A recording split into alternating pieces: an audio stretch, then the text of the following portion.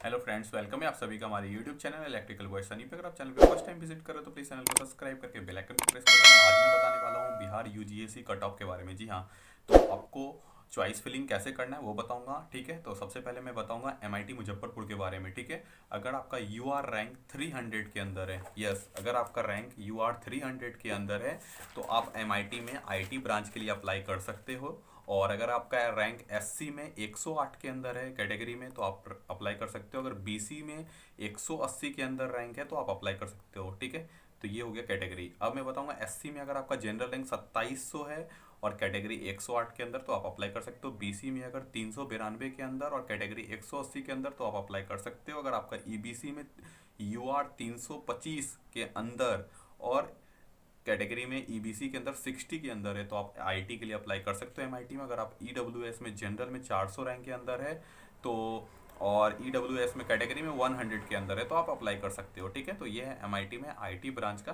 Cut off. ठीक है, और उसके बाद मैं बताऊंगा एमआईटी में सिविल ब्रांच का कट ऑफ। ठीक है, तो सिविल ब्रांच लेने के लिए अगर आपका जनरल कैटेगरी से अगर आप आते हो, जनरल में रैंक 252 के अंदर है तो आपका एडमिशन हो सकता है, आप वहाँ पे लिस्ट में डाल सकते हो। और एससी कैटेगरी के लिए मैं बता दूं कि आपका यूआर रैंक 1900 और कैटेगरी 40 के अंदर होना चाहिए। बीसी के लिए 300 और 140 के अंदर कैटेगरी में होना चाहिए। ईबीसी के लिए 300 के अंदर और कैटेगरी में 60 के अंदर होना चाहिए। ईडब्ल्यूएस में 500 के अंदर और कैटेगरी में 111 के अंदर होना चाहिए।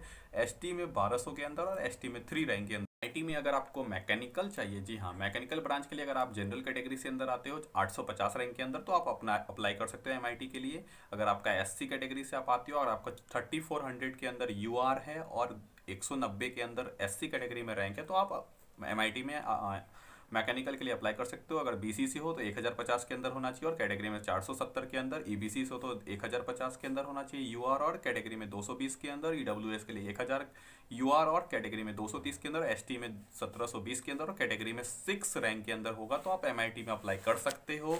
ठीक है, ये बिहार यूजीसी का रैंक है, अगर आपका है तो आप अप्लाई कर सकते हो। अगर आपको एमआईटी में डबल ई चाहिए और आपको यूआर अगर 660 के अंदर है तो आप डबल ई के लिए अप्लाई कर सकते हो। एससी के लिए 3200 यूआर कैटेगरी में 153 के अंदर। बीसी 783 और कैटेगरी 354।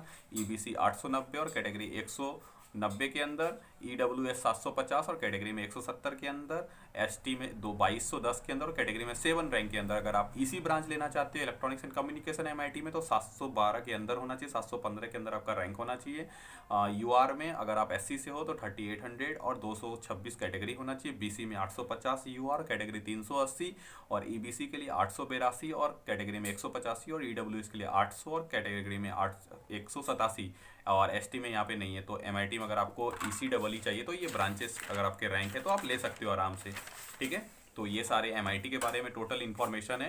तो थैंक यू सो मच। इसी टाइप से और भी वीडियो देखने के लिए और भी कॉलेजेस की आप मेरे प्लेलिस्ट को देख सकते हो। ऑल 38 कॉलेजेस आपको मिलेंगे। ठीक है, अभी वीडियो अपलोड ही हो रहा है तो प्लीज़ आप लोग बने रहो और एक एक वीडियो को अच्छे से सुनो और नोट्स करो आपका रैंक कितना है और आपको कौन सा कॉलेज मिल रहा है। ठीक है, तो एक एक वीडियो जरूर देखना।